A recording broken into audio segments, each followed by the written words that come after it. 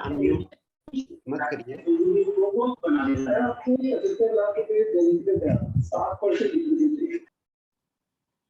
A very warm good evening, welcome and namaskar to everyone present here.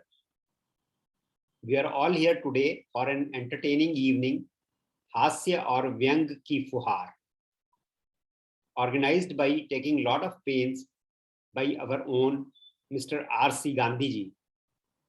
Gandhiji has tried his best to make the program an interesting one for all of us. Mr. R.K. Dikshit ji is here with some interesting tidbits about our own past NFL experiences. I hope you will enjoy them. So without taking much of your time, I hand it over to Mr. R.C. Gandhi ji. Gandhi ji, please unmute कर लीजिए। जी नमस्कार। औपचारिक शुरुआत से पहले थोड़ा ईश्वर का स्मरण करना चाहूँगा कविता के रूप में कि ईश्वर का भजन कर सब मिलेगा, सोच मत कैसे कहाँ और कब मिलेगा। कर्म करना नीति तेरी कर्म कर, कर्म फल कैसा मिलेगा इससे न डर, जो लिखोगे भाग्य में वो ही फलेगा, ईश्वर का भजन कर सब मिलेगा। पुण्य से भाग्य बदल जाता सुना है, प्यार कर सबसे यही पुण्य बड़ा है। लोक में परलोक में जो साथ देगा, ईश्वर का भजन कर सब मिलेगा। वेद पढ़ तीर्थ नहा कर प्रार्थना, हवन जप तप मंत्र पूजा अर्चना, पर मोक्ष पथ हरिनाम सुमरन से खुलेगा, ईश्वर का भजन कर सब मिलेगा। ये मेरी तरफ से एक प्रार्थना थी ईश्वर की। अब जो आज का जो प्रोग्राम है उसका परिचय है वो दीक्षित साहब ने अपने हर जितने भी हमारे फॉरम है बरकड़ा के सब पर बड़ा रोचक संस्मरण दिया हुआ है, तो मैं इसलिए और ज़्यादा इसमें नहीं जाऊंगा। कुछ नए कवि हमारे बीच आज जुड़े हैं जो पिछली बार नहीं थे, जैसे बलजीत जी आए हैं, इनको ढूंढ रहे थे पिछली बार से, तो अब आ गए हमारे साथ। ये एक स्थापित कवि हैं और इनको NFL में हमने बहुत कविताएं सुनी हैं इनकी, तो आशा है कि हमारा ये अच्छे से मनोरंजन करेंगे आज। तो मैं दीक्षित साहब से प्रार्थना करता हूँ कि वो अपने संस्मरणों से इस कार्यक्रम की शुरुआत करें। धन्यवाद गांधी जी। और ये हम आवाज आ रही है हमारी? जी अच्छा अच्छा। गांधी जी को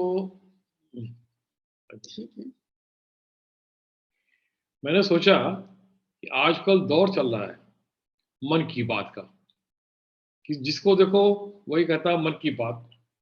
तो महीने में एक बार तो हमें मन की बात सुनने को मिल ही जाती है। और मैं देखता था कि जब मैंने शुरू में पर्सनल एडमिनिस्ट्रेशन डिपार्टमेंट जब ज्वाइन किया मैकेनिकल से, तो मैं बड़ा चिंता में पड़ा रहता था कि किस तरह से क्या बात कैसे काम चलेगा।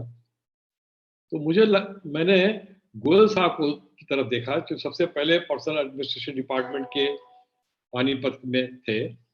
और उन गोयल साहब जो थे उनमें बड़ी एक खास बात थी। खास बात यह थी कि वो मन की बात करने से चूकते नहीं थे। जब कभी भी यूनियन के नेता लोग आते थे तो वो अपनी मन की बात शुरू कर देते थे। मन की बात क्या? वो अपनी दराज से तरह तरह की दवाइयां निकाल लेते थे और कहते थे मेरे पेट में प्रॉब्लम है, मेरी ये प्रॉब्लम है, वहां गया। 1 घंटे तक उन लगातार वो मन की बात कहे। और होता क्या था रिजल्ट? हमारे जो नेतागण थे वो हाथ जोड़ के चल देते थे, सर आप बहुत बीमार लग रहे हैं, आप फिर किसी और दिन बातचीत करेंगे। तो मन की बात तो ऐसी होती है कि एक तरफा होती है ना।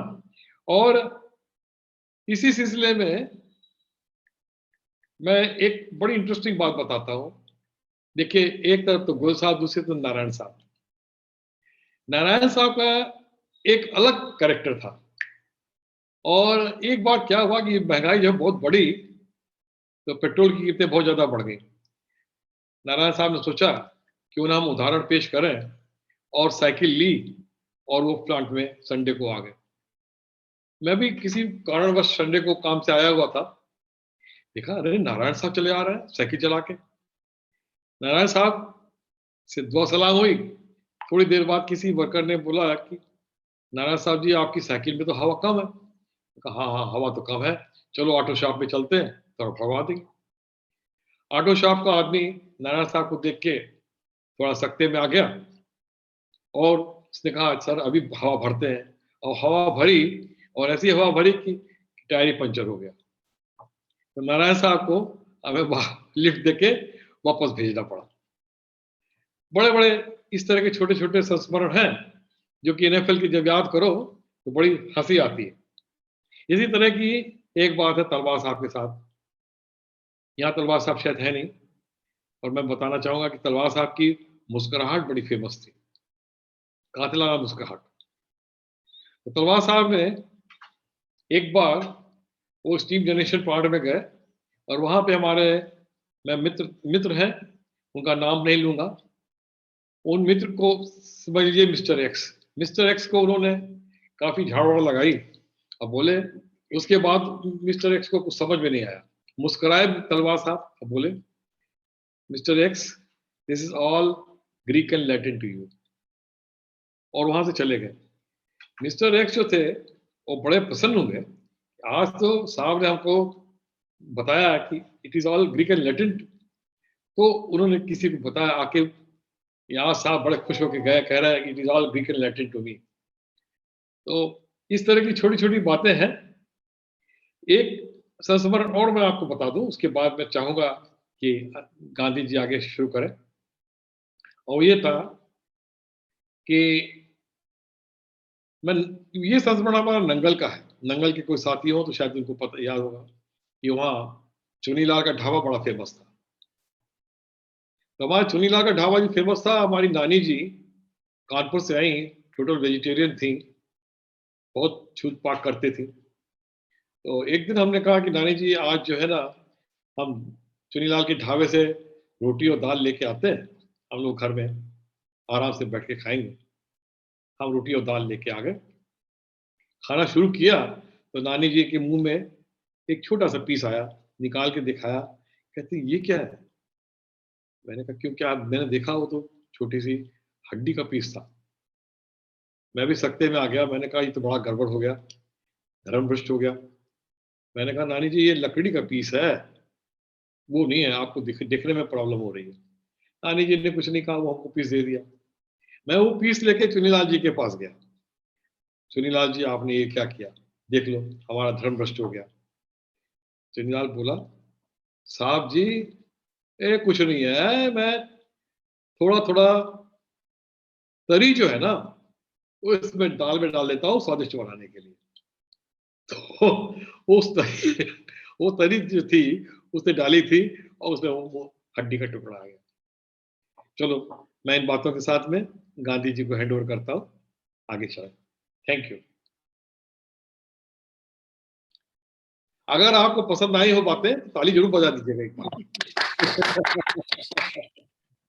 एक राह दिखाई है दीक्षित साहब ने हम सबको कि संस्मरण सबके होंगे, क्योंकि ऐसी जो घटनाएं दुर्घटनाएं हैं ये होती रहती है जिंदगी में, NFL की हो या कहीं और की भी। तो आप सब लोग भी अपना अपना स्मरण कीजिए और इस प्रोग्राम में नहीं तो अगले प्रोग्राम में ऐसी मन की बातें लेके आइए। अब चक्रवर्ती जी ने पहले तो मना किया था कि मैं नहीं आऊँगा, पर हमें खुशी है, संतोष है कि वो प्रोग्राम में शामिल हुए हैं। मैं उनसे अनुरोध करता हूँ कि वो, उन्होंने कविता तैयार की थी, आपने जो पहले बताया था, वो प्रस्तुत करें। महेश जी।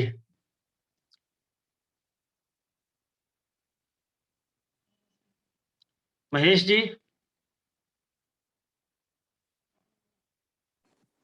नहीं, मैं तैयार नहीं था, मैं ट्रैवल कर रहा हूँ एक्चुअली में, तभी मैं तैयारी नहीं कर पाया। आपको भेजा था कि मैं तैयारी नहीं कर पाऊंगा, तो अभी नहीं हो पाई Sorry. आपकी।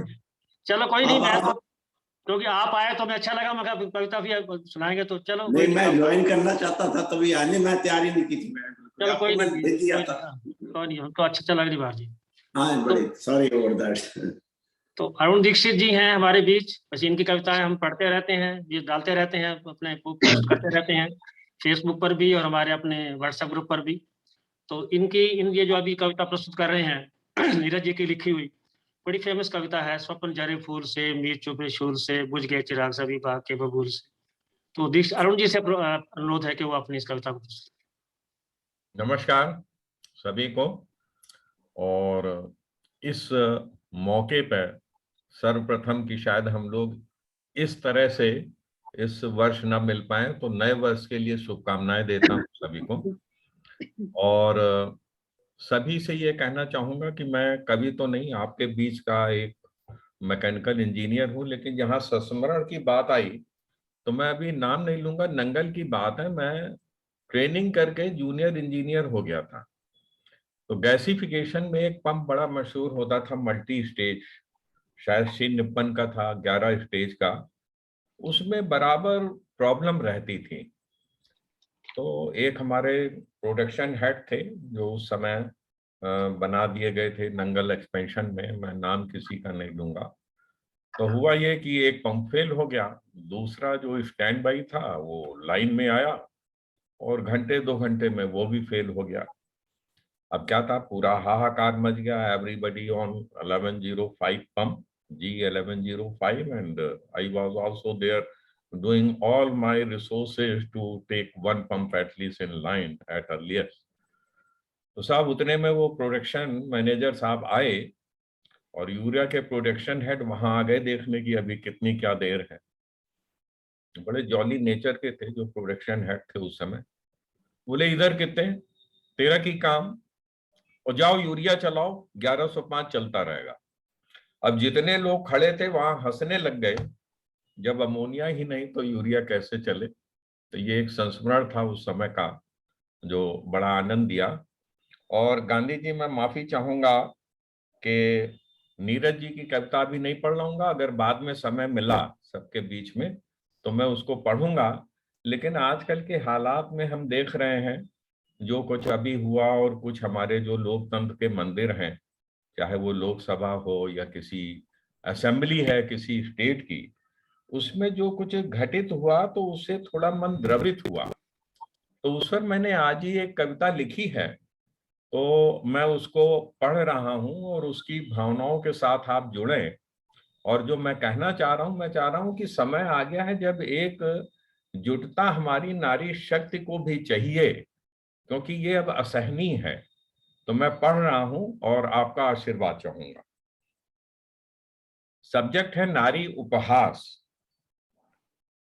हमारे संस्कृति में कहा गया है, यत्र नार्यस्तु पूज्यन्ते रमन्ते तत्र देवता।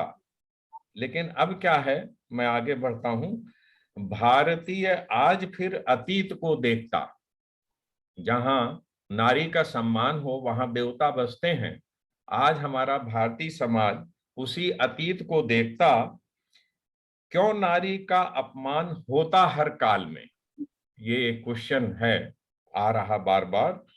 क्यों फंसती रही नारी नुमाइशी जाल में, द्रौपदी क्यों बनी थी चौसर खेल का दांव, मर्यादा तार तार की लाज की डगमगाती नाव, दरबार मौन देख रहा धृष्ट राष्ट्र बैठा अंधा, भीष्म पिता में अकर्मण्य वचनों से था बंधा। द्रौपदी मनन कर संजोई कृष्ण की याद, त्रेता के कृष्ण ने बचाई उसकी लाज। कलयुग तो कलयुगी सब काला ही काला, खुले दुर्योधन घूमते सुरक्षित नहीं आज बाला।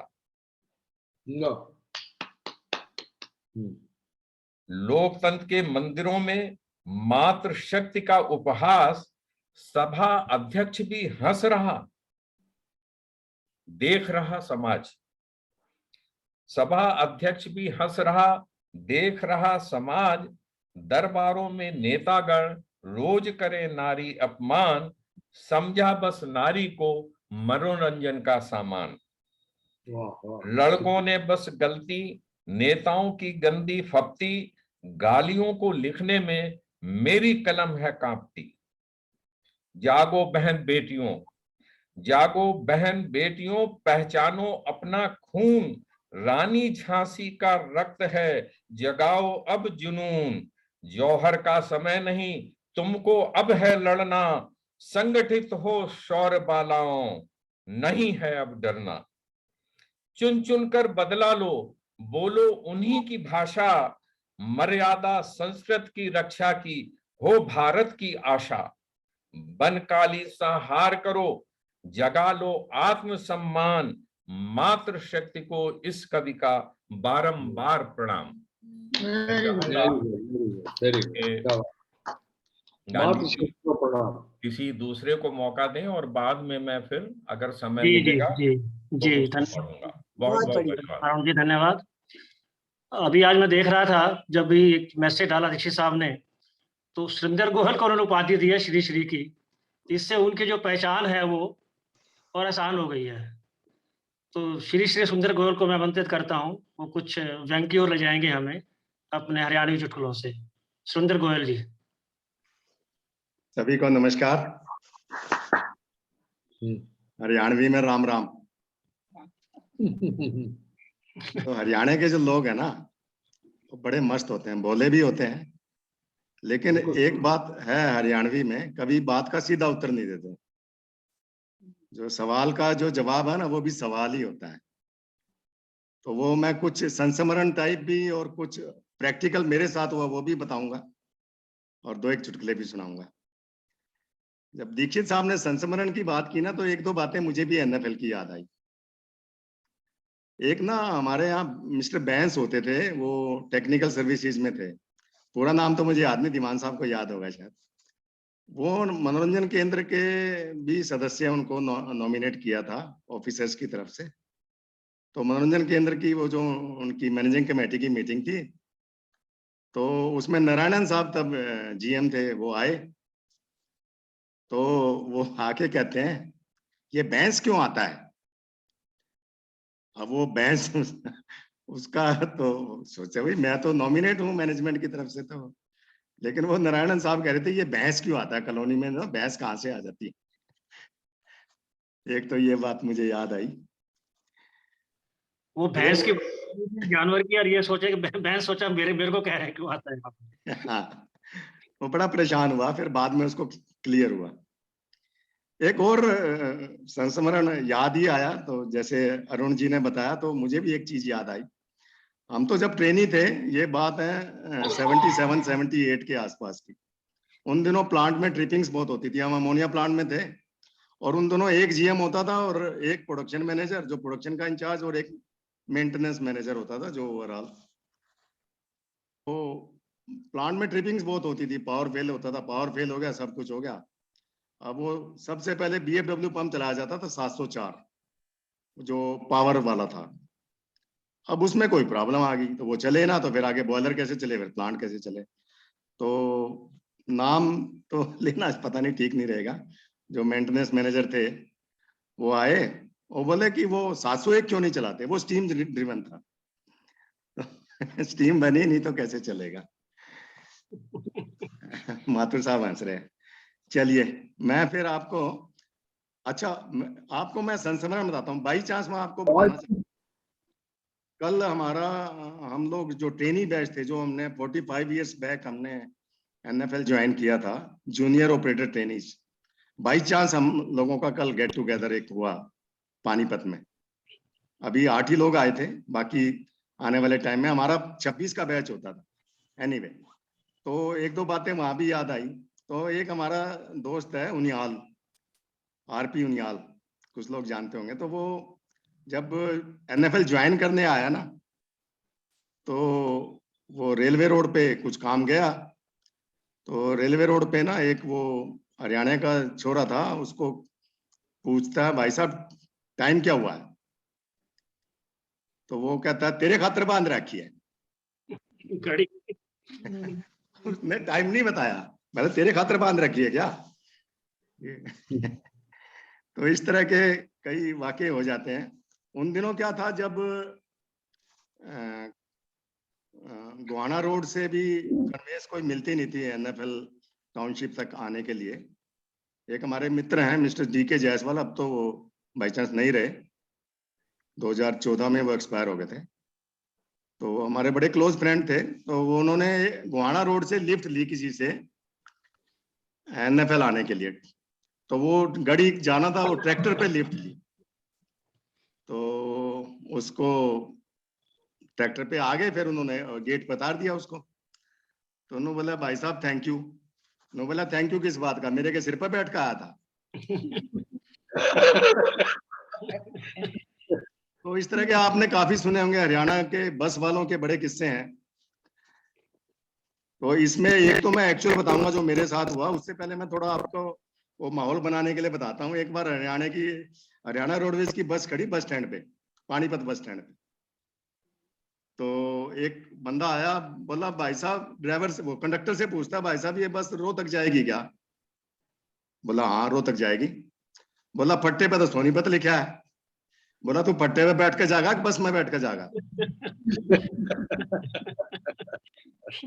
तो ऐसे मेरे साथ हुआ। मेरे को एक बार जींद जाना था, ये एक्चुअल घटना बता रहा हूँ आपको।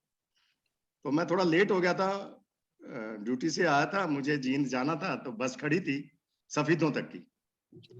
मैंने ड्राइवर को पूछा, मैं कहा भाई ये सफीदों से जींद के लिए बस मिल जाएगी? कहता मैं खड़ी तो करके आया नहीं हुआ।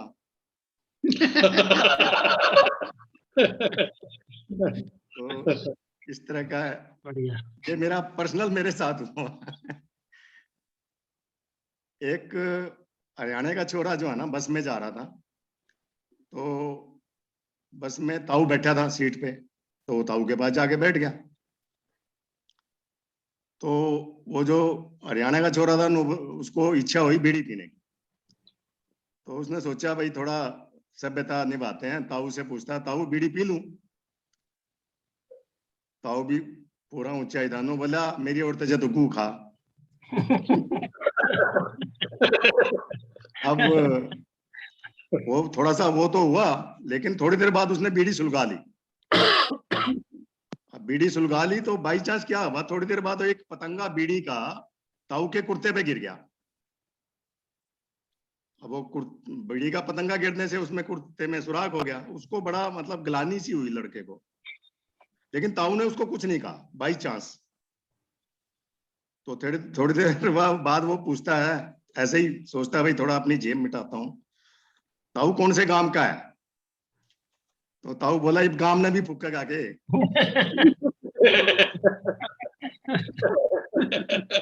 तो इस तरह की बातें हो जाती हैं।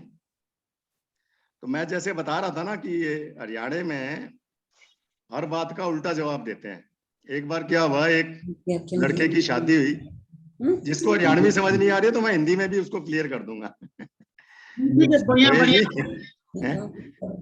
तो एक लड़के की शादी हुई, नई शादी हुई थी उसकी, हरियाणा का था छोरा। तो पहली बार जब उसकी बहू जब अपने मायके गई, तो ठीक है, वो थोड़े दिन बाद वो उसको लेने जाता है। तो उसकी सास कहती है भाई अभी हम नहीं भेजेंगे इसको, आप जो है ना अगले हफ्ते आना। तो फिर वो वापस आ जाता है, फिर अगले हफ्ते फिर जाता है। तो फिर वो जाता है लेने, तो फिर उसको कह देती है कि जी अभी आप जो है ना और अगले हफ्ते आना, अभी नहीं हम भेजेंगे। तो फिर वो वापस आ जाता है, फिर अगले हफ्ते जाता है। तो फिर वो कहती है जी अभी तो 3-4 दिन और लगेंगे। तो बोला मैं आता जाता ही रहूंगा, मैं जो है ना तुम्हारे यहाँ ही रुक जाता हूँ, 3-4 दिन की तो बात है। तो उसकी सास सोचती है कि ले भैया अब तो ये दामाद घर पे रहेगा, खातिर करनी पड़ेगी। तो वो सोचती है इसको किसी तरह से टालूं। कहती है जी नहीं जी, ये जो है ना ऐसे अच्छा नहीं लगेगा, गांव वाले क्या कहेंगे कि ये भाई दामाद जो है ये अपनी ससुराल में पड़ा। नो बोला जब ये हमारे यहाँ रह के आई 3-4 दिन, तब तो किसी ने कुछ नहीं कहा। तो सास बोली अजी या तो थारा जो है ना ब्याह रखी है। बोला मैं क्या थारा फूंक रखा हूँ? मुझे ब्याह रखी तो मैं क्या फूक रखा। तो इस तरह के जो है ना। एक और किस्सा था, एक बस में बड़ी भीड़ थी, तो डीटीसी की बस दिल्ली में, बहुत भीड़। किसी तरह से जो है ना वो हरियाणा का ताऊ उसमें चढ़ गया बस में। अब भीड़ बहुत है, तो वो खड़ा है, तो उसके बराबर में एक जो है ना फैशनेबल लड़की खड़ी होती है, उसने हील वाला सैंडल पहना होता है। अब वो जो है ना वो थोड़ी देर बाद वो भीड़ की वजह से वो जो हील है वो ताऊ के पैर पे वो लग जाती है, वो चुभ जाती है। उसका पैर, लड़की का पैर ताऊ के पैर पे आ जाता है। तो ताऊ जो है ना जोर से चिल्ली मारता है कि ये आए रहा मर गया। तो वो लड़की जो है ना शर्मिंदा होती है, कहते हैं ताऊ जी सॉरी। तो कहता है सॉरी तो काम नहीं चलेगा, उल्टा दाबूंगा। इसी से मिलता जुलता है, एक बार बस में जा रहे थे तो एक ताऊ खड़ा है बस में लाइन में, तो वहां पर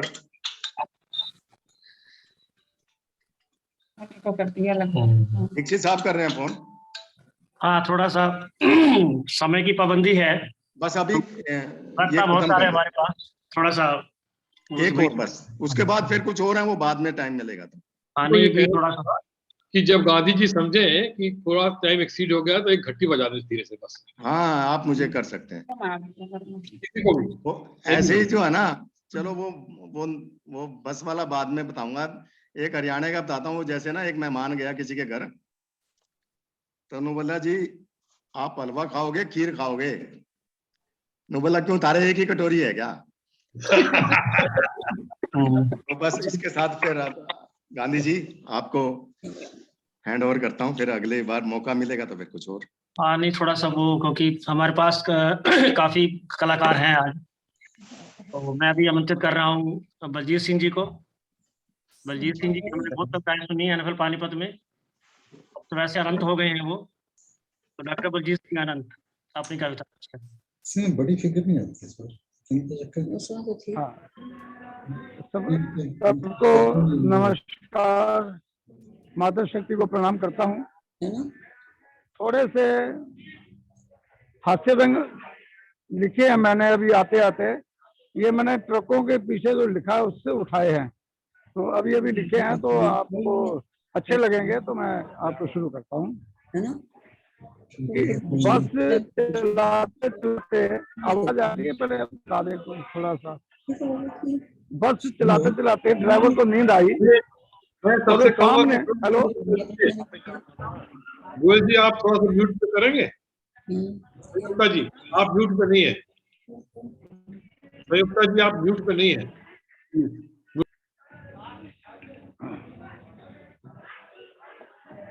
हाँ जी, अरविंद जी सबको म्यूट कर दीजिए।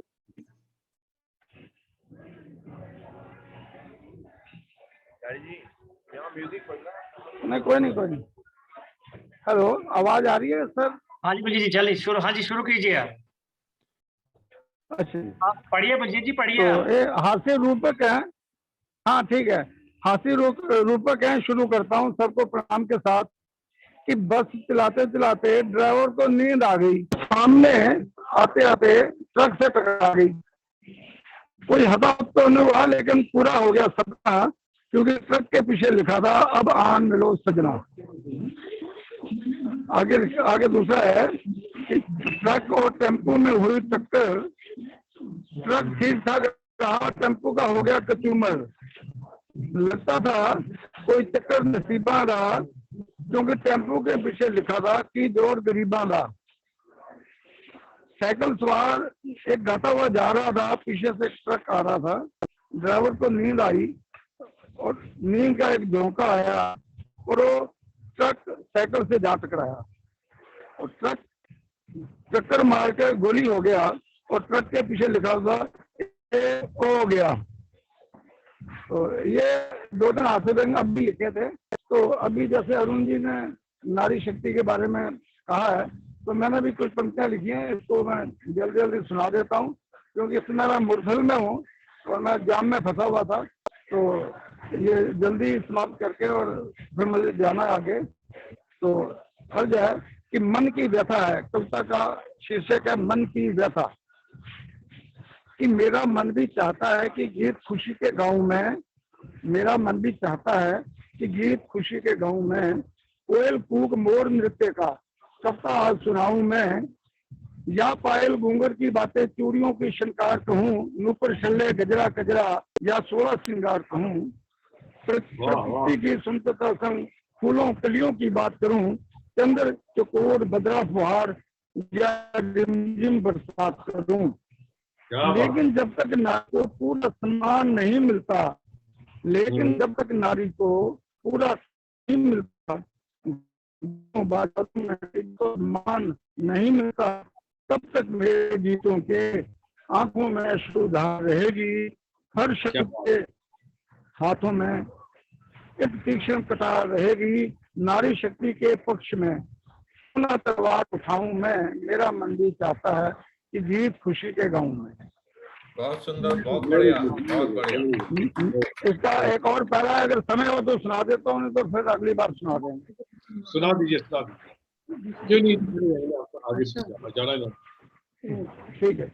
मेरे देश की सावित्रियां यम से भी जाकर लड़ती हैं, आज भी सत्यवानों के प्राणों की रक्षा करती हैं, पर कुछ दानव बन करके उनको प्रताड़ित करते हैं, उनका प्राण हरण करते हैं, उन्हें कलंकित करते हैं। जिस नारी ने जन्म दिया सम्राटों, कवियों, विद्वानों को, नेता, अभिनेता, योद्धाओं, संतों, गुरुओं, भगवानों को, ये क्रूर समाज नहीं देता जन्म का अधिकार उसे, जो ममता की मूर्त है गर्भ में देते मार उसे, जो आंकड़े आज बताते हैं उनको कहाँ छुपाऊं मैं, मेरा मन भी चाहता है कि गीत खुशी के गाऊं मैं। अंतिम बंद है कि नारी श्रृंगार है धरती का, अंतरिक्ष की पहचान भी है, नभ में कल्पना चावला की ऊंची अतुल्य उड़ान भी है, अष्टभुजा सिंह वाहिनी है, जब रण में गर्जन करती है, शिव की तांडव शक्ति बन, शिव की तांडव शक्ति बन असुरों का मर्दन करती है। ये झांसी वाली रानी मन अंग्रेजों से जा टकराती है और प्रधानमंत्री तक बन के शासन की धाक जमाती है। अब नारी वेरी गुड। अब नारी हर क्षेत्र में आगे ही बढ़ती जाती है, चूल्हे चौके से उठकर ज्ञान का दीप जलाती है। ये जल थल वायु सेना में दिखती सभी उद्योगों में, पायलट है वैज्ञानिक है सक्रिय परमाणु प्रयोगों में, लेकिन फिर भी होता है क्यों नारी का अपमान यहाँ, नारी की कोख के जन्म ही क्यों बनते हैं हैवान यहाँ, क्यों नारी स्वाधीन नहीं, नारी को याद दिलाऊं मैं, मेरा मन भी चाहता है कि गीत खुशी के गाऊं मैं। इसके साथ ही मेरा प्रणाम है। बहुत बढ़िया, बहुत बढ़िया, बहुत बढ़िया। मैं अभी मुरथल ढाबे पे बैठा हुआ हूँ और यहीं से मैंने अटेंड किया है क्योंकि मेरा मन था बहुत अटेंड करने का, तो मैं क्षमा भी चाहता हूँ। कि एक परोठा हमारी तरफ से भी बढ़िया मुर्तल ढाबे में खाइए, माँ की दाल आपका नाम लेके बहुत बढ़िया, आप टेस्ट बताना। बहुत बहुत धन्यवाद, बहुत धन्यवाद। बड़े अच्छे भाव थे कविता के डॉक्टर साहब आपके, लेकिन थोड़ी आवाज में थोड़ी समस्या थी, सिस्टम होने की वजह से होगी, तो अगली बार मुझे लगता है कि ये समस्या नहीं आएगी। नहीं, अगली बार कोशिश करूंगा मैं, अभी तो मैं देखिए ढाबे से ही निकल रहा हूँ। हाँ नहीं, कोई नहीं, वो समझ सकते हैं इस बात को हम कि थोड़ा आवाज में थोड़ी प्रॉब्लम थी थोड़ी, तो फिर भी आपकी कविता बड़ी अच्छी बताई थी, धन्यवाद आपका। ठीक है, बहुत बहुत शुक्रिया सर, शुक्रिया, बहुत बहुत शुक्रिया। अब मैं आमंत्रित कर रहा हूँ डॉक्टर मधु दीक्षित को। इनकी कविताएं कोई ना कोई अर्थ लिए होती हैं, हालांकि सरल हो लेकिन भाव भरे जुड़े होते हैं। तो अनुरोध है डॉक्टर मधु दीक्षित से कि वो अपनी कविता मैं और मेरी पीढ़ी अक्सर ये बातें करते हैं। धन्यवाद। हाथ से रचती तो कविता नहीं है, क्योंकि रुलाना बहुत आसान है लेकिन हंसाना बहुत कठिन काम है। मिला जुला प्रोग्राम इस बार एक्चुअली 1.5 वर्ष हम लोग अमेरिका में रहे, तो वहीं पे कुछ विचार आए जिनको मैंने अपने शब्दों में बांधने की, तो आशा है आप लोगों को अच्छी लगेगी। मैं और मेरी पीढ़ी अक्सर ये बातें किया करते हैं, मैं और मेरी पीढ़ी अक्सर ये बातें किया करते हैं, ऐसा था वैसा था यूं आने वाली पीढ़ी को बतलाते हैं। जीवन के 7 दशक पार कर जब बंद कमरे में सोचती हूँ, जीवन के 7 दशक पार कर जब बंद कमरे में सोचती हूँ, क्या खोया क्या पाया, इसका मूल्यांकन जब मैं करती हूँ, कितना मधुर था बचपन, अम्मा की आला, पापा की दुलारी, भैया की आंख का तारा, बहन की थी बहुत ही प्यारी। मैं और मेरी पीढ़ी अक्सर ये बातें करते हैं। खो गया न जाने कहां बचपन, जब घर की देवड़ी लांगी थी। खो गया न जाने कहां बचपन, जब घर की देवड़ी लांगी थी। चल पड़ी दुल्हन बनकर एक नई जिंदगी जो अपनानी थी। चल पड़ी दुल्हन बनकर एक नई जिंदगी जो अपनानी थी।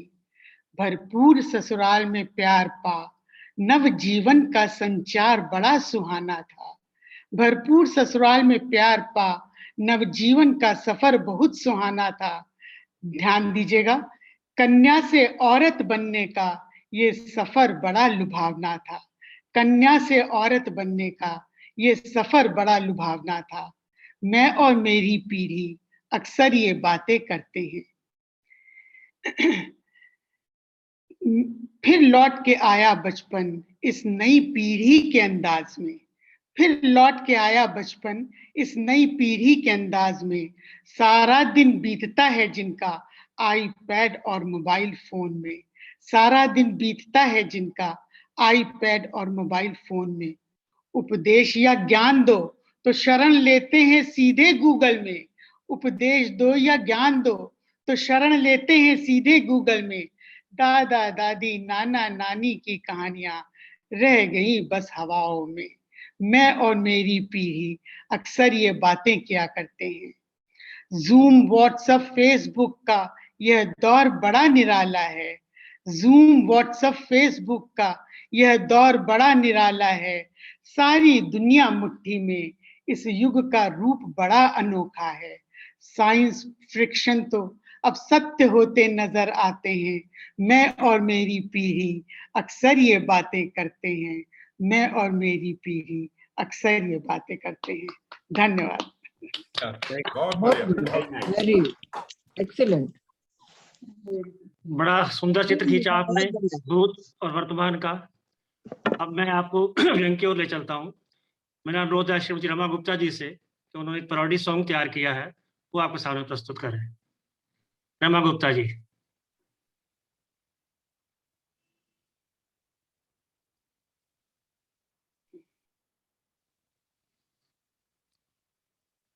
रमा गुप्ता जी, आवाज सुन रही है मेरी? यस सर, नमस्कार जी। हाँ जी, थैंक यू गांधी जी। मैं ये जो कविता आपके सामने रख रही हूँ, ये पैरोडी है। ये नेता। ए मालिक तेरे बंदे हम, किए हमने क्या ऐसे करम। ये जो नेता दिए सभी बहुरूपिये, इनमें से कुछ तो कर दे तू कम, वरना देश को करे ये खत्म। ऐ मालिक तेरे बंदे हम। ये इलेक्शन है फिर आ रहा, तेरा वोटर भी घबरा रहा। हो रहा बेखबर, वोट डाले किधर, वोट दे दे के पछता रहा। कोई ज्यादा तो कोई है कम, लूट चोरी है इनका धर्म। ये जो नेता दिए सभी बहुरूपिये, इनमें से कुछ तो कर दे तू कम, वरना देश को करे ये खत्म। देश पर आए मुश्किल घड़ी, इनको कुर्सी की अपनी पड़ी। झूठे वादे किए, जनता को मोह लिए, फिर भी फूलों की माला पड़ी। कुर्सियों पर ही तोड़े ये दम, हो चुका है ये इनको भरम। ये जो नेता हुए सभी बहुरूपिये, इनमें से कुछ तो कर दे तू कम, वरना देश को करे ये खत्म। इन्होंने बेच दी आत्मा, सच का कर दिया है खात्मा। कैसे कैसे करम कर रहे बेरहम, इनका कर कुछ तू परमात्मा। देश सेवा की खाकर कसम, कर गए देश को ही हजम। ये जो नेता दिए सभी बहुरूपिये, इनमें से कुछ तो कर दे तू कम, वरना देश को करे ये खत्म। ऐ मालिक तेरे बंदे हम। धन्यवाद जी। बहुत बढ़िया, बहुत बढ़िया। Very good, very good. बहुत जैसे सुंदर आप, कटाक्ष है, बहुत थैंक यू जी, सुंदर थैंक कटाक्ष है। यू, बढ़िया। थैंक यू जी। मैं कहा आपने 6 to 7 मिनट्स कहा था 2 पोएम, अगर है टाइम तो मेरी सेकंड राउंड में आएंगे। Second round, okay, thank you. Second round हमारे पास है, उसमें आएंगे हम। Thank you. अभी मैं आमंत्रित कर रहा हूँ सुभाष दीवान जी को, हमारे हास्य कवि हैं। ये ओम प्रकाश आदित्य जी की कविता पढ़ रहे हैं। अब देखो, जो पानीपत में रह चुके हैं वो जानते होंगे कि हमने उनको कई बार बुलाया था वहां पर। दीक्षित साहब के नेतृत्व में हमने कई वहाँ कवि सम्मेलन करवाए थे, और ये आदित्य जी हर बार आते थे वहां पर। तो उनकी कविता है गधे हैं गधे हैं, ये सुभाष दीवान जी प्रस्तुत कर रहे हैं। नमस्कार। एक्चुअली मैंने प्लान तो किया था ओम प्रकाश आदित्य जी की कविता गधे गधे पर, उसमें कुछ ऐसे सरकास्टिक रिमार्क थे, मुझे लगा इस गोष्ठी के लिए उचित नहीं होगा, तो उसकी जगह मैं जैमिनी हरियाणवी की एक पोएम रिसाइट करना चाहूँगा। मैंने गांधी जी से परमिशन ले ली थी। तो ऐसा है, अरुण जैमिनी आज के लोकप्रिय कवि हैं, उनके पिताजी होते थे जैमिनी हरियाणवी। हमारे 80s 90s में बड़े फेमस कवि थे हरियाणा के। तो उनकी एक पोएम है बुढ़ापे का दर्द, मैं वो रिसाइट करूंगा।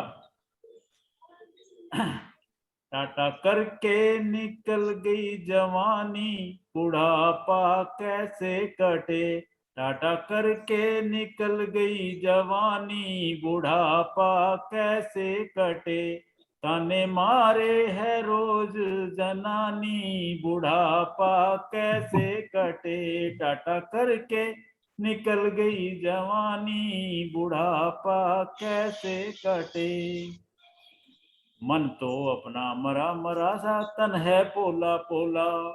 मन तो अपना मरा मरा सा, तन है पोला पोला। कुसन देख नजदीक पेट में पड़ेगा इसका गोला।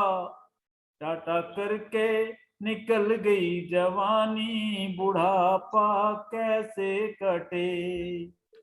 दूसरा छंद है इसका। युवक छेड़ कर सलाह दे रहे, जाओ काशी काबा।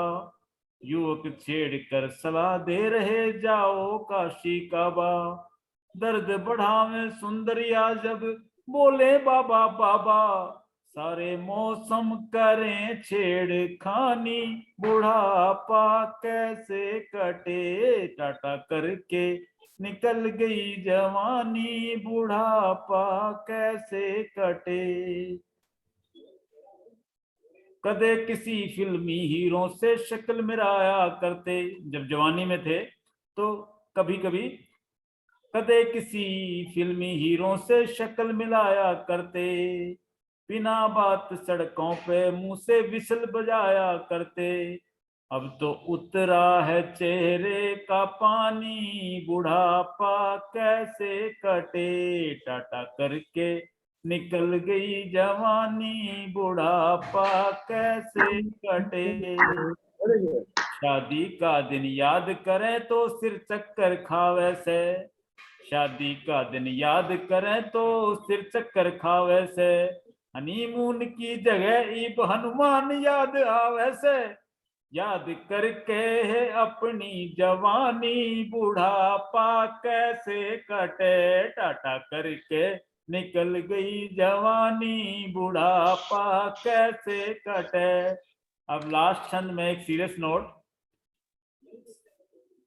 शरीर तो था एक हमारा अर्थ निकाले दर्जन, शरीर तो था एक ही हमारा अर्थ निकाले दर्जन, अर्थ खोजने के चक्कर में बीता सारा जीवन, अर्थ निकला के अर्थी अब उठानी बुढ़ापा कैसे कटे, ताने मारे से रोज जनानी बुढ़ापा कैसे कटे, टाटा करके निकल गई जवानी बुढ़ापा कैसे कटे।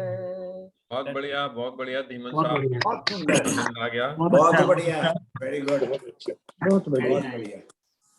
अच्छा दीवान जी, बड़ा आपने अच्छा रंग प्रस्तुत किया। अब मैं अनुरोध करूंगा श्रीमती संयुक्ता जी से कि वो अपनी कविता का पाठ करें। संयुक्ता जी। नमस्कार जी, मेरी आवाज आ रही है? जी जी आ रही है, हाँ जी। मेरी कविता भी हास्य व्यंग्य की नहीं है, कुछ भाव है इसमें जिंदगी के। जी जी। मैं स्टार्ट करती हूँ। जिंदगी, मेरी कविता का शीर्षक है जिंदगी एक अजब पहेली। ऐ जिंदगी मुझे तेरी ही तलाश है, मैं अंधेरे में हूँ मुझे ढूंढना प्रकाश है। ऐ जिंदगी मुझे तेरी ही तलाश है मैं अंधेरों में हूँ मुझे ढूंढना प्रकाश है। माना एक अजब पहेली है तू, पर मेरी ही अनोखी सहेली है तू। मुझे लगता है तू मेरे पास है, फिर भी रुकती नहीं मेरी तलाश है। तेरे हर पहलू को छू लेने की प्यास है, तेरे हर पहलू को छू लेने की प्यास है, और तू साथ निभाएगी इतना मुझे विश्वास है। ए जिंदगी मुझे तेरी ही तलाश है। तुझे सुलझाने में उलझ जाती हूँ मैं, और कभी कभी तेरी परीक्षाओं से घबराती हूँ मैं। हिम्मतों का हाथ जो थाम लूं तो एक सुंदर सबक सीख जाती हूँ मैं। हिम्मतों का हाथ जो थाम लूं तो एक सुंदर सबक सीख जाती हूँ मैं। तेरे हर सबक की सुंदर तस्वीर मेरे साथ है, जो खोकर भी कुछ पाने की दिलाती मुझे आस है। ऐ जिंदगी मुझे तेरी ही तलाश है। कभी उदासी के अंधेरों में अकेला छोड़ जाती हो, तो कभी खुशियों की रोशनी से अवगत कराती हो। तुम्हारे दिए उदासी के पल, तुम्हारे दिए उदासी के पल पहाड़ बनकर खड़ जाते हैं, और खुशियों के पल पंख लगा उड़ जाते हैं। उन अंधेरों से लड़कर मुझे आता आत्मविश्वास है, मगर फिर भी ना जाने क्यों तुझसे खुशियों की ही आस है। ऐ जिंदगी मुझे तेरी हरदम तलाश है। बहुत बढ़िया, सुंदर सुंदर। बहुत अच्छे, बहुत वेरी सुंदर। नाइस। बहुत बढ़िया जी, अच्छी कविता सुनाई आपने। अभी हमारे साथ एक लंगल यूनिट के विष्णु शर्मा जी जुड़े हैं। करता म्यूट, दूसरी कर दूं, अब म्यूट कर दो। विष्णु शर्मा, श्री विष्णु शर्मा जी वो कविता प्रस्तुत कर रहे हैं, मेरी जीवन संगनी। तो उनसे अनुरोध है कि अपना प्रस्तुतिकरण करें। हाँ जी, मेरी आवाज आ रही है सभी को? जी जी आ रही है, हाँ जी। स्वागत है। जी जी जी। नमस्कार सभी को जी। तो आज जो इस हास्य व्यंग्य के प्रोग्राम में, कार्यक्रम में मुझे जो एक मौका मिला है, तो इसमें जो कविता मैं सुनाने जा रहा हूँ वो जीवन में जो जीवन साथी होती है उसका बहुत रोल होता है, बहुत अहम रोल होता है जीवन में चलाने में।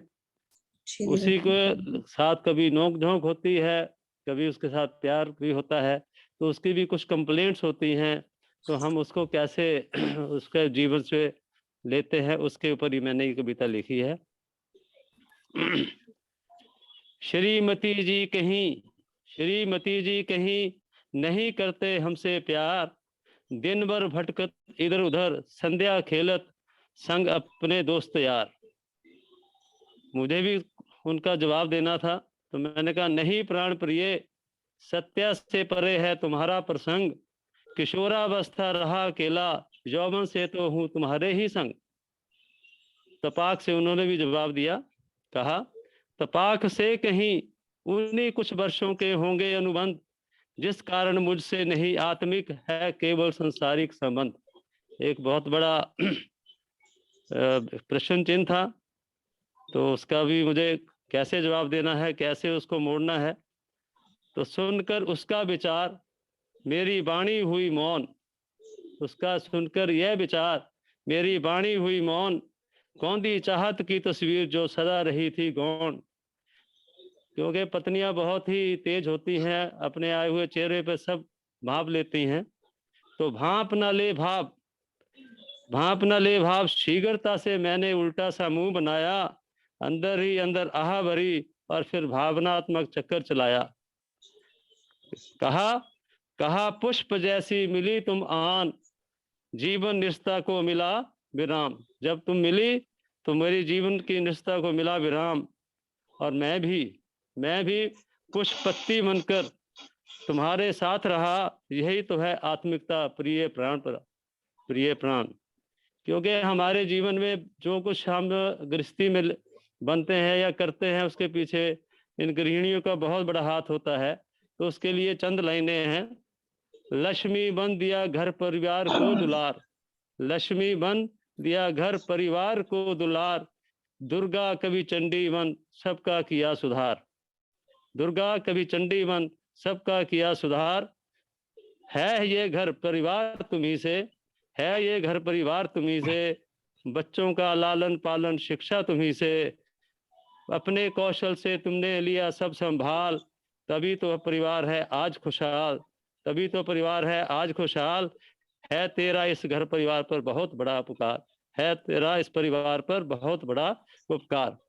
तो जो जीवन साथी होती हैं ये बहुत ही मन की बहुत ही साफ होती हैं। तो श्रीमती जी सुन, सूर्यमती जी सुन, बहा रही थी अबरिल धारा, कहीं तुम्ही से तो कहने लगी, कहीं तुम्ही से तो मुझे है सहारा, अगर मैं हूं ना परिवार की तुम हो पतवार, और हम सब है और हम सबका किनारा, और सबका किनारा। और अंत में दो पंक्तियां, ऐसे ही है वैष्णु जीवन और पति पत्नी संबंध, ऐसे ही है वैष्णु जीवन और पति पत्नी संबंध, नोक झोंक में भी है खूब आनंद। मेरी तो यही है कामना, प्रत्येक पति पत्नी का सानिध्य रहे जीवन पर्यंत, प्रत्येक पति पत्नी का सानिध्य रहे जीवन पर्यंत। नमस्कार, धन्यवाद। बहुत बढ़िया भाव। बड़ा अच्छा प्रयास है शर्मा जी। तो हमारा इस आज के प्रोग्राम पहला राउंड समाप्त होने को है, तो मैं एक कविता प्रस्तुत कर रहा हूँ अपनी तरफ से। ये पंजाबी की कविता है और बहुत पुरानी है, तो संदर्भ भी कुछ पुराने हैं इसमें, मेरे ख्याल में 60s में लिखी गई होगी, लेकिन वो हालात वो आज भी हैं जो उन दिनों थे। कुछ उर्दू के शब्द हैं, आप समझ पाएंगे। अज चार चौफेर है पिया रोला, हर बशर नूं कीता महंगाई ने तंग, पैसा बदी दा किसे नूं लै डुबा, कीता किसे नूं नेक कमाई ने तंग, कोई जापदा तंग इलाज कोलों, अते किसे नूं कीता दवाई ने तंग, कोई नौ तो तंग, कोई पुत्तर तो तंग, कीता किसे नूं धी जवाई ने तंग। दुखी होए नी जीव ते जंत सारे, दुखी होए नी जीव ते जंत सारे, ये ना समझना निरा इंसान तंग है, असी तंग हाँ दुनिया च क्यों आए, दुनिया रच के आप भगवान तंग है। ਅੱਗੇ ਦਾ ਹੈ ਜੀ ਕਿ ਲੈਵਲ ਸ਼ੂਗਰ ਦਾ ਜਦੋਂ ਦਾ ਵੱਧ ਹੋਇਆ, ਮੰਦਾ ਪੈ ਗਿਆ ਹੋਏ ਹਲਵਾਈ ਨੇ ਤੰਗ, ਲੱਗ ਪਏ ਲੋਕੀ ਦਾੜੀ ਘਰੇ ਬਣਾਉਣ, ਗਾਹਕ ਘਟ ਆਉਂਦੇ ਹੋਏ ਨਾਈ ਨੇ ਤੰਗ, ਕੋਈ ਆਪਣੇ ਦੁੱਖਾਂ ਤੋਂ ਦੁਖੀ ਜਾਪੇ, ਕੀਤਾ ਕਿਸੇ ਨੂੰ ਪੀਰ ਪੜਾਈ ਨੇ ਤੰਗ, ਖੈਰ ਮੂਰਖਾ ਤੰਗ ਤਾਂ ਹੋਣਾ ਹੀ ਹੋਇਆ, ਬਹੁਤੇ ਕੀਤੇ ਨੇ ਬਹੁਤੀ ਚਤੁਰਾਈ ਨੇ ਤੰਗ। ਕੋਈ ਪੁੱਛਦਾ ਨਹੀਂ ਗਿਲਾ ਕਰਨ ਅਨਪੜ੍ਹ, ਕੋਈ ਪੁੱਛਦਾ ਨਹੀਂ ਗਿਲਾ ਕਰਨ ਅਨਪੜ੍ਹ, ਤੇ ਬਹੁਤਾ ਪੜ੍ਹ ਕੇ ਕਈ ਵਿਦਵਾਨ ਤੰਗ ਨੇ, ਅਸੀਂ ਤੰਗ ਹਾਂ ਦੁਨੀਆ 'ਚ ਕਿਉਂ ਆਏ, ਤੇ ਦੁਨੀਆ ਰਚ ਕੇ ਆ ਭਗਵਾਨ ਤੰਗ ਨੇ। ਅੱਗੇ ਜੀ ਕਿਸੇ ਤਰ੍ਹਾਂ ਨਾ ਕਿਸੇ ਨੂੰ ਚੈਨ ਆਏ, ਹੈਣ ਜੱਟ ਵੀ ਤੰਗ ਅਤੇ ਲਾਲੇ ਵੀ ਤੰਗ, ਰੰਗ ਰੂਪ ਦਾ ਭੇਦ ਨਾ ਰਿਹਾ ਕੋਈ, ਹੈਣ ਗੋਰੇ ਵੀ ਤੰਗ ਅਤੇ ਕਾਲੇ ਵੀ ਤੰਗ, ਆਦਰ ਭਾ ਨਾ ਕਿਸੇ ਦਾ ਹੋ ਸਕਦਾ, ਹੈਣ ਜੀਜੇ ਵੀ ਤੰਗ ਅਤੇ ਸਾਲੇ ਵੀ ਤੰਗ, ਤੇ ਹਰ ਚੀਜ਼ ਉੱਤੇ ਹੁਣ ਟੈਕਸ ਲੱਗੇ, ਜੰਮਣ ਵਾਲੇ ਵੀ ਤੰਗ ਤੇ ਮਰਨ ਵਾਲੇ ਵੀ ਤੰਗ। ਕੋਈ ਛੋਟਾ ਨਹੀਂ ਤੇ ਕੋਈ ਵੱਡਾ ਨਹੀਂ, ਹਰ ਬੁੱਢਾ ਤੇ ਬਾਲ ਜਵਾਨ ਤੰਗੇ, ਅਸੀਂ ਤੰਗ ਹਾਂ ਦੁਨੀਆ 'ਚ ਕਿਉਂ ਆਏ, ਦੁਨੀਆ ਰਚ ਕੇ ਆਪ ਭਗਵਾਨ ਤੰਗ ਹੈ।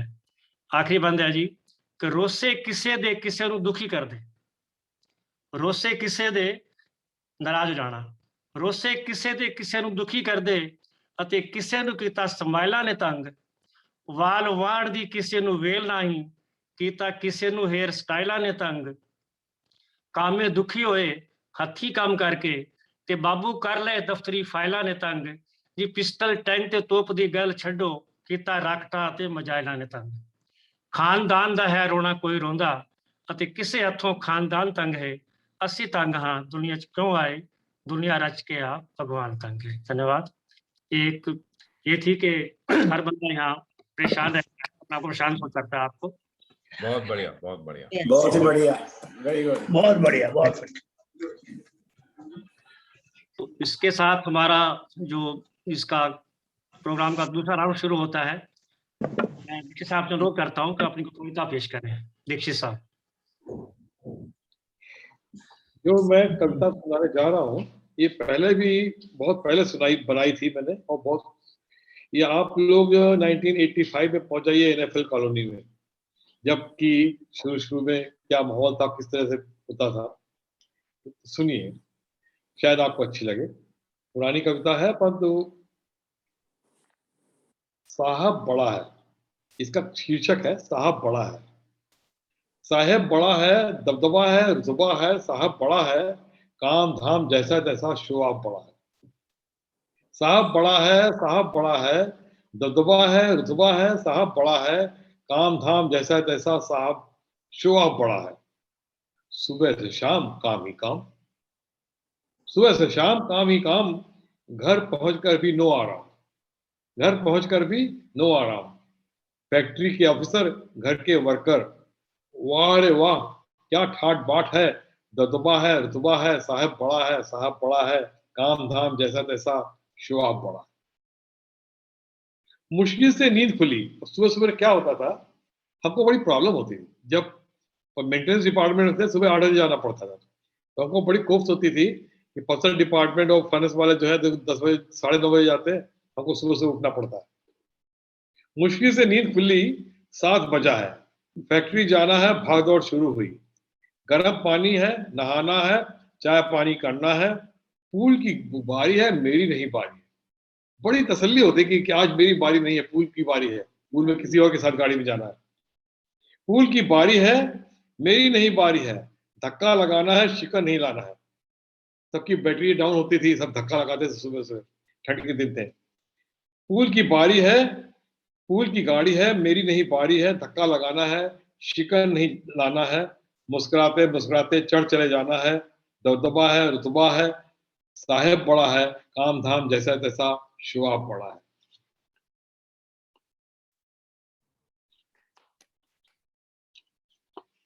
Very nice. अभी है थोड़ा सा, अभी आपको सुधार है। रही घर घर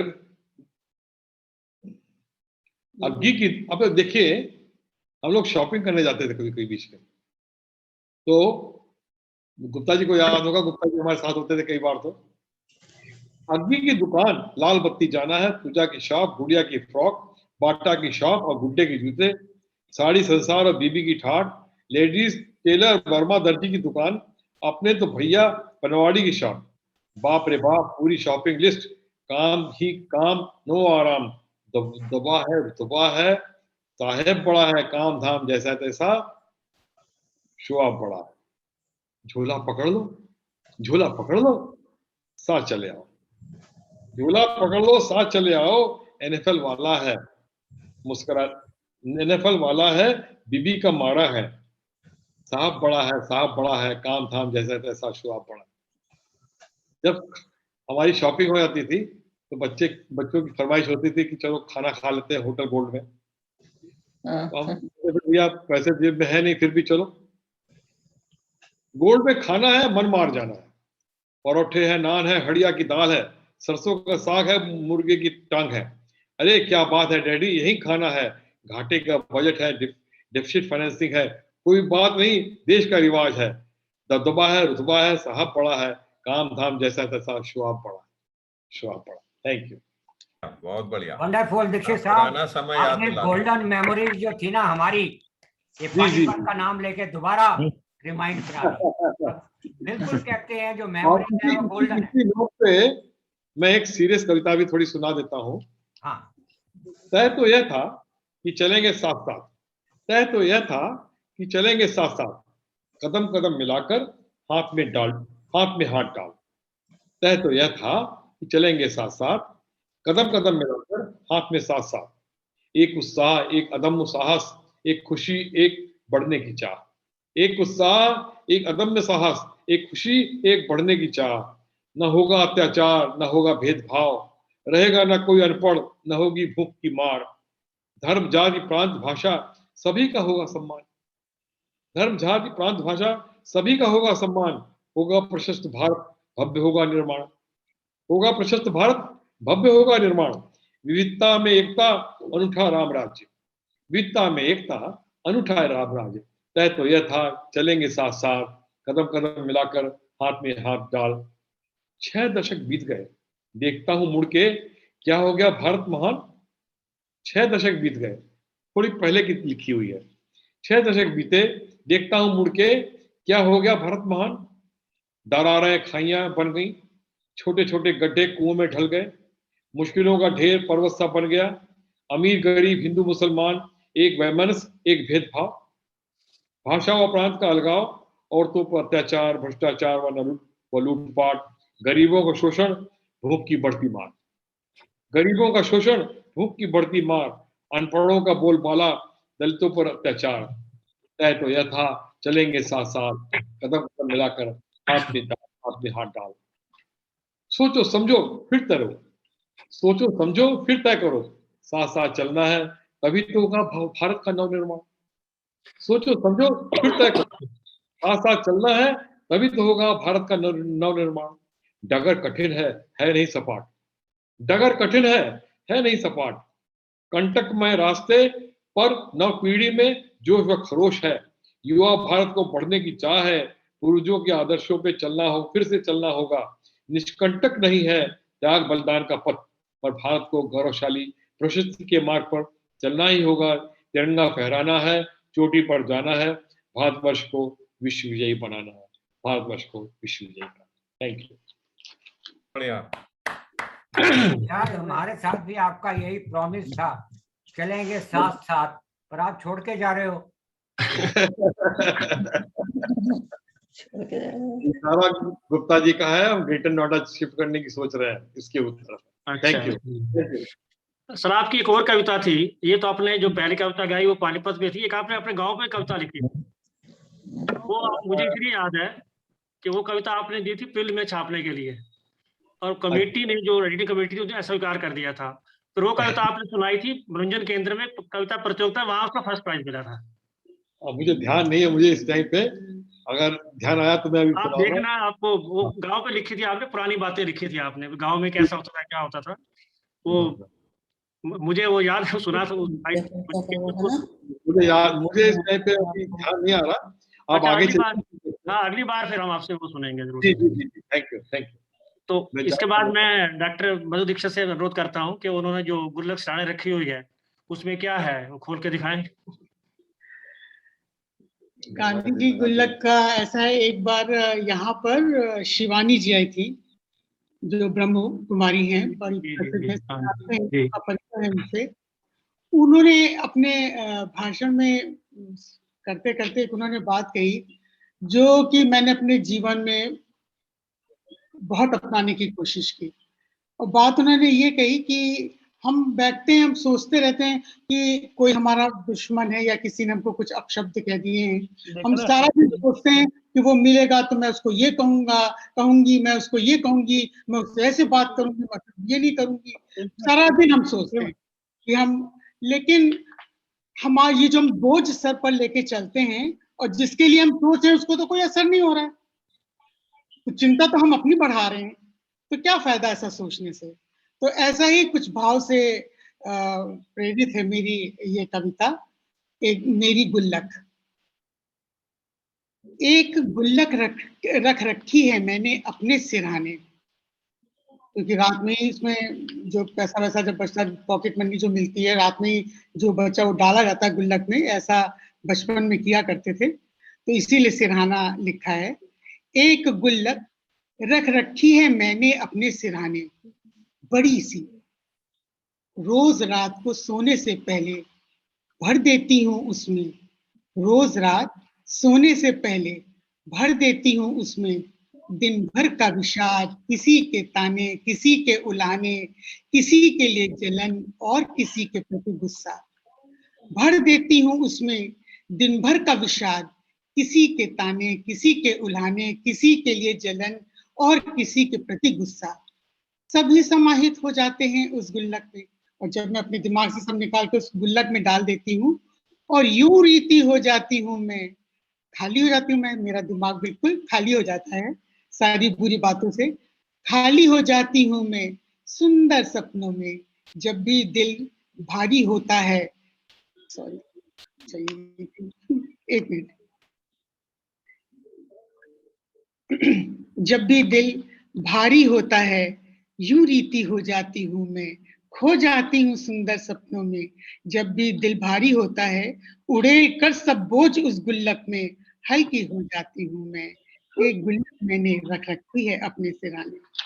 एक और गुल्लक भी है, एक और गुल्लक भी है मेरे पास, उसमें जमा करती हूँ मैं दुआएं। रोज सुबह उसमें से कुछ दुआएं निकालती हूँ, दिन भर खर्चती हूँ, फिर डरती हूँ कि कहीं गुल्लक रीति ना हो जाए, फिर डरती हूँ कि कहीं गुल्लक रीति ना हो जाए। भरती हूँ दिन प्रतिदिन उसे लोगों की दुआओं से, क्योंकि आड़े वक्त यही तो काम आएंगे, आड़े वक्त यही तो काम आएंगे। धन्यवाद। सुंदर, हमेशा की तरह। बहुत सुंदर, बहुत बढ़िया, बहुत शानदार भाव। Very nice. संयुक्ता जी कुछ और कहना चाहेंगी, पढ़ना चाहेंगी? संयुक्ता मैडम पढ़ देती हूँ छोटा सा। हाँ पढ़ दीजिए प्लीज।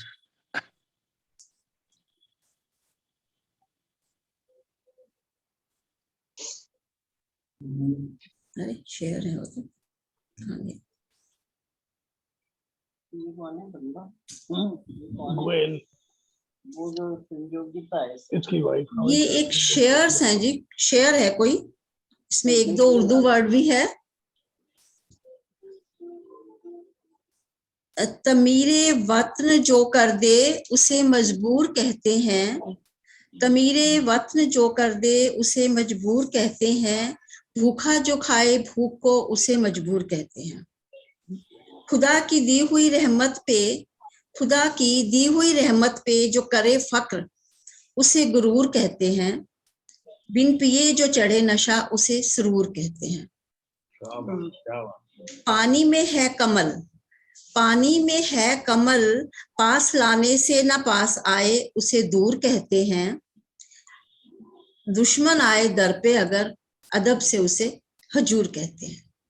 बहुत बढ़िया, बहुत बढ़िया, बहुत खूब। अरुण जी आप अपना वो गीत प्रस्तुत कर सकते हैं। सर फिर से एक बार आप सबके सम्मुख में एक छोटा सा संस्मरण, बहुत छोटा सा, और फिर उसके बाद मैं कविता पढ़ूंगा अपनी ही। संस्मरण ये है कि सर 78-79 की बात है, मैं नंगल में पोस्ट हुआ था, पंजाबी काफी कुछ सीख गया था और मुझे जाना पड़ा दिल्ली। तो मैं चंडीगढ़ स्टेशन जो बस स्टैंड था सेक्टर 17 का, वो उसमें टिकट विंडो आर के रूप में थी, और वहां पर मैंने देखा एक विंडो में सरदार जी बैठे और कुछ लोग लाइन में हैं, तो मैं भी लग गया। तो मैं जब विंडो पे पहुंचा तो मैंने सरदार जी से बोला कि सरदार जी एक टिकट दिल्ली की। तो उन्होंने मेरी तरफ देखा और अपनी गर्दन ऐसे कर दी। तो मैं समझा शायद मैं गलत लाइन में हूं, मैं हट गया। अब मैं पंजाबी समझने लगा था, मैं लोगों को देखता लोग बाग दिल्ली की टिकट मांग रहे, मैं फिर दोबारा लाइन में लग गया।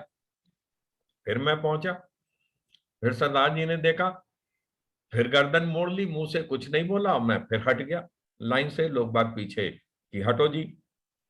जब तीसरी बार ऐसा ही हुआ तो देखा बगल की विंडो में एक सरदार जी और आ गए।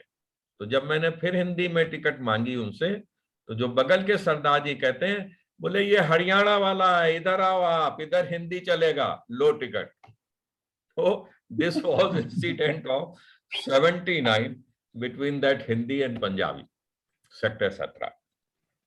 अच्छा, अब मैं एक कविता पढ़ रहा हूं जिसमें हास्य है थोड़ा सा, लिखी थी कुछ समय पहले, और ये है सब जो हमारी स्टेज आती है जब हम रिटायर होते हैं, उस पर लिखी गई है कि जब से हुआ वरिष्ठ नागरिक, सोया खोया रहता हूं, ना बॉस ऑफिस की चिंता, बस घर में ही रहता हूं, ना सुबह मुर्गे की बांग की चिंता, ना अब उनकी खटपट, और एक ही हफ्ता चैन से मिला, बच्चन को पहुंच गई रपट। क्या सोचा था, क्या पाया, मिलती रोज डपट, ऑफिस ही अच्छा था, चाय वाय और मित्रों की लपट। एक दिन मैडम गुर्राई, बोली पड़े पड़े हो रहे हो गोल, घर में कुछ हाथ बटाओ, तब सुन पई हो मीठे बोल। सपने चकनाचूर भये, थामा हाथे माँ झाड़ू पोछा, और घंटा भर में सांस फूल गई, छुपके असुअन का पोछा। याद आई सरकारी नौकरी, नौकर चाकर और चमचा, दर्पण माँ जब देखा, कंधे माँ गमछा, आई हमका मूर्छा। आनंद समय मिला, बच्चन नाती पोतन के संग, और ईश्वर का धन्यवाद करूं, मगर पाए जीवन के अंदर धुन सी रंग। हीरो ते जीरो भैन, मगर जाना पारिवारिक मोल, और इस सुख की माप का ना बना तराजू जो सके तोल। जिस प्यार ने कभी हृदय जगाया, उपजे शब्दों के फूल, मानव सेवा ईश्वर सेवा, अर्पित है कविता रूपी फूल। नमस्कार, धन्यवाद बहुत बहुत आप सबका आशीर्वाद मिलने के लिए। धन्यवाद, बहुत अच्छा जी। मैडम रमा गुप्ता जी कुछ कहना चाहेंगी? और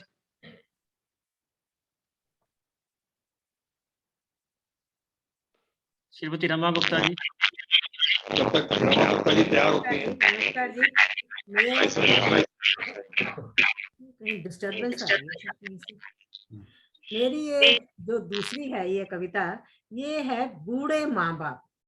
मैं एक्चुअली इस कविता के माध्यम से उस समय का चित्रण किया गया है जब हम जवान थे और हमारे माँ बाप बूढ़े थे। तो उसके लिए मैं ये कह रही हूँ, देखते ही देखते जवान माँ बाप बूढ़े हो जाते हैं, देखते ही देखते जवान माँ बाप बूढ़े हो जाते हैं। सुबह की सैर में कभी चक्कर खा जाते हैं, सारे मोहल्ले को पता है पर हमसे छुपाते हैं। तो ये फैक्ट्स चीजें हैं वो आपके सामने आ रही हैं। दिन प्रतिदिन अपनी खुराक घटाते हैं, तबीयत ठीक है यही फोन पर बताते हैं। ढीले हुए कपड़ों को टाइट करवाते हैं, देखते ही देखते जवान माँ बाप बूढ़े हो जाते हैं। किसी के देहांत की खबर सुनकर घबराते हैं, हमारे मोटापे पर हिदायतों के ढेर लगाते हैं। रोज वर्जिश करो उसके फायदे गिनवाते हैं, तंदुरुस्ती है तो जहान है हर दफे यही बताते हैं। देखते ही देखते जवान माँ बाप बूढ़े हो जाते हैं। थोड़े थोड़े दिनों में बहुत शौक से बैंक जाते हैं, जरा सी बड़ी पेंशन पर फूले नहीं समाते हैं, और फिक्स डिपॉजिट रिन्यू करवाते जाते हैं। खुद के लिए नहीं, वो हमारे लिए ही तो बचाते हैं। देखते ही देखते जवान माँ बाप बूढ़े हो जाते हैं। चीजें रखकर अब अक्सर भूल जाते हैं, फिर उन्हें ढूंढने में सारा घर सर पर उठाते हैं, और एक दूसरे को बात बात में हड़काते हैं। पर हड़काने की बात छोड़ो, पर एक दूसरे से अलग भी तो नहीं रह पाते हैं। एक ही किस्से को बार बार दोहराते हैं, देखते ही देखते जवान माँ बाप बूढ़े हो जाते हैं। चश्मे से भी अब ठीक से नहीं देख पाते हैं, बीमारी में दवा लेने पर नखरे दिखाते हैं, एलोपैथिक के बहुत सारे साइड इफेक्ट्स बताते हैं, होम्योपैथिक व आयुर्वेद की ही रट लगाते हैं, जरूरी ऑपरेशन को भी टालते जाते हैं, देखते ही देखते जवान माँ बाप बूढ़े हो जाते हैं। उड़द की दाल अब पचा नहीं पाते हैं, लौकी तुरई धुली मूंग दाल ही अधिकतर खाते हैं, दांतों को अक्सर तीली से खुजलाते हैं, पर डेंटिस्ट के पास जाने से कतराते हैं।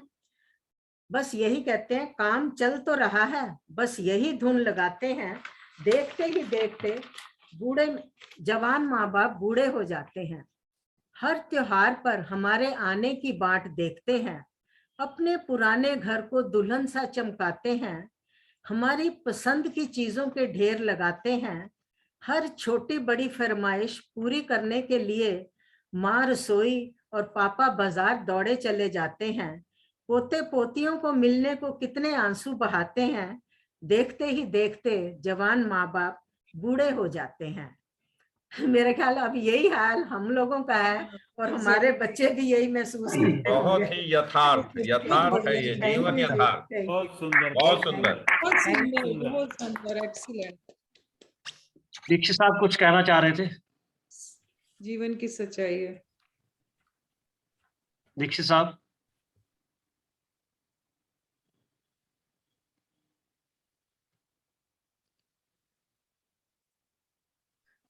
दीक्षित साहब। हाँ जी, हाँ जी, हाँ जी। ऐसा है कि मैं अमेरिका में था तो काफी सोना साना अकेलापन बहुत महसूस होता था कई बार। तो उसी पे एक कविता लिखी है, शायद आपको पसंद आए। बाबू ये अमेरिका है, बाबू ये अमेरिका है, भरी दोपहरी तेज धूप, स्वच्छ नीला आकाश, हरी हरी घास। भरी दोपहरी तेज धूप, स्वच्छ नीला आकाश, हरी हरी घास। यहाँ नीला आकाश देखने को नहीं मिलता, वहां नीला ही आकाश देखते थे। दरख्त ही दरख्त, धुला पूछा सब कुछ, ऐसा लगता है सब कुछ धुला पूछा है। दरख्त ही दरख्त, धुला पूछा सब कुछ, सड़क साफ साफ इक्का दुक्का काट, सड़क साफ साफ इक्का दुक्का काट, एक वीराना सूनसान सन्नाटा ही सन्नाटा। बाबू ये अमेरिका है, जनता कम जमीन ज्यादा है। बाबू ये अमेरिका है, जनता कम जमीन ज्यादा है। एक डिसिप्लिन है, काम का बोलबाला है, एक डिसिप्लिन है, काम का बोलबाला है। करप्शन बहुत कम, कहीं कहीं दाल में काला है, करप्शन बहुत कम, कहीं कहीं दाल में काला है। पर बाबू मिस कर रहा हूं। कि किस चीज को मैं मिस कर रहा हूं? बाबू मैं मिस कर रहा हूं लखनऊआ तहजीब, हजरतगंज की शान, मंदिर का घंटा, गली के कुत्ते, आवारा गाय, नुक्कड़ का मोची, चौरसिया का पान। बाबू मिस कर रहा हूं लखनऊआ तहजीब, हजरतगंज की शान, मंदिर का घंटा, गली के कुत्ते, आवारा गाय, नुक्कड़ का मोची, चौरसिया का पान। मलमल के कुर्ते, गाड़ियों के भोपू, मलमल के कुर्ते, गाड़ियों के भोपू, चहल पहल चिल्लपों शोर शराबा, चहल पहल चिल्लपों शोर शराबा। अब आगे देखिएगा, सुनिएगा। सेंटेड सुगंधित लिपि पुती, कुछ सुंदर कुछ फूहड़, सेंटेड सुगंधित लिपि पुती, कुछ सुंदर कुछ फूहड़, इटलाती बलखाती सुंदर नारियां। सेंटेड सुगंधित लिपि पुती, कुछ सुंदर कुछ फूहड़, इटलाती बलखाती सुंदर नारियां। और मिस करता हूं ड्राइंग रूम की गपशप, करप्शन की बात, नेता का भाषण, घोटाले की बात, वह रौनक, वह ठाट बाट, जाम पे जाम, अपनों के साथ, वाह वाह क्या बात है, लखनऊ मेरी जान, लखनऊ मेरी जान। Thank you. बढ़िया भाई साहब, बहुत बढ़िया। और सर आप पेरिस भी तो गए थे? आप पेरिस भी तो गए थे?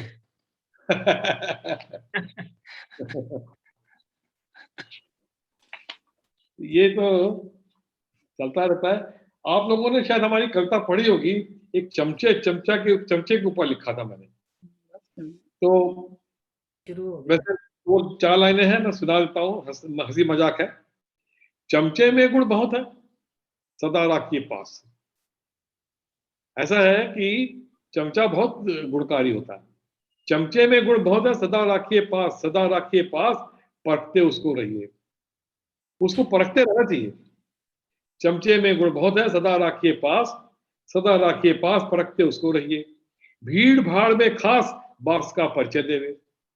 मेरे साथ ऐसा हुआ, हम लोग चले गए, यहाँ पे कश्यप साहब हमारे बॉस थे और उसके साथ मैं भी गया था, अवार्ड लेना था, भीड़ भड़का था। तो वहां गए, तो जब डिनर का टाइम आया, लंच का टाइम आया, तो चीफ मिनिस्टर साहब आए हुए थे, भजन लाल जी थे, अंदर चले गए सारे और दरवाजा बंद हो गया। अब प्रॉब्लम हो गई, कश्यप साहब अंदर कैसे जाए? तो उसके लिए फिर मैं चमता था, मेरा काम आया, आगे गया, साथ में सीएसएफ का आदमी साथ लिया हुआ था। उसको जाके उसने जाके बोला, अरे मेरे साहब आए हुए हैं, इनको अंदर जाने दीजिए। और चमचा इसी तरह से काम आता है ना कभी कभी। भीड़ भाड़ में खास बास का परिचय देवे, भीड़ भाड़ में खास बास का परिचय देवे। आम आदमी बॉस, उसे वो खास बनावे। आम आदमी होता, बॉस तो आम आदमी है। आम आदमी बॉस, उसे वो खास बनावे। तीव्र बुद्धि चमचों से कुछ बच के रहिए। तीव्र बुद्धि के चमचे जो हो ना, उनसे थोड़ा बच के रहना पड़ता है। तीव्र बुद्धि के चमचों से कुछ बच के रहिए। सीढ़ी लगा बांस की ऊपर चढ़ते जाएं। वो क्या करते हैं, बांस की सीढ़ी लगा के ऊपर चढ़ जाते हैं। सीढ़ी लगा बांस के ऊपर चढ़ते जावे, बनते हैं फिर बांस, बांस को धक्का देवे और फिर बांस बन जाते हैं, बांस नीचे आ जाता है। बनते हैं फिर बांस, बांस को धक्का देवे। मंद बुद्धि चमचों से भी बच के रहिए। जो मंद बुद्धि चमचे हैं, उनसे भी बच के रहिए। मंद बुद्धि चमचों से भी बच के रहिए। चौराहे पर खड़े शान से भेद बतावे। मतलब उनको ईगो इतनी होती है कि अरे बॉस का सब सीक्रेट में जानता हूँ, चौराहे पे खड़े होकर बताएं। चौराहे पे खड़े शान से भेद बतावे, होए बांस का नाश, पड़े खुद भी गड्ढे में। बांस का तो नाश होता ही होता है, अपने भी गड्ढे में जाते हैं। अब देखिए, एक सिमली दी इसके साथ में, चावल दूध मिलाए आंच धीमे कर रखे। चावल और दूध को मिला के आंच को धीरे रखें। चमचा हिलता रहे, खीर स्वादिष्ट बनावे। चमचा अगर हिलता रहेगा तभी खीर लगेगी नहीं नीचे, नहीं तो नीचे लग जाती है। चावल दूध मिलाए आंच को धीमे रखें। चमचा हिलता रहे, खीर स्वादिष्ट बनावे। जब तक हिलता रहे, खीर लगने ना पावे। जब तक हिलता रहे, खीर लगने ना पावे। कह रघुबर कबीराय, चमचा काम लगाओ, खाली बैठा रहे, बैठकर काम बिगाड़े। अगर खाली रहेगा कब का, तो काम बिगाड़ देगा। Thank you. तो लगभग 1.5 घंटा हो गया हमें। अब बताइए आगे। वेरी नाइस, आगे all the poems are very nice. बिल्कुल दीक्षित साहब, आपकी ओरिजिनल लग रही है। ओरिजिनल, तभी तो सारे तो मजा आ रहा है कि आपने खुद लिखी है। मेरी तो अपनी लिखी हुई है। हाँ, I know you right so nice. बहुत अच्छा दीक्षित साहब, बहुत अच्छा, वेरी गुड। तो समय का समय कम है और इसी हिसाब से, समय के हिसाब से चलना है। गांधी जी इसके कंट्रोलर हैं, तो कभी और मौका लगेगा तो और सुनाएंगे। Thank you. अभी ख्याल से अभी कार्यक्रम के लिए 1.5 घंटा हो गया हमें बैठे हुए। जी जी जी। आगे का क्या अभी इसको समाप्त किया जाए, समाप्त किया जाए इसका? जी तो I think we should wind up. Thank you. सबका आभार। मैं गांधी जी का बहुत आभार व्यक्त करता हूँ, जिन्होंने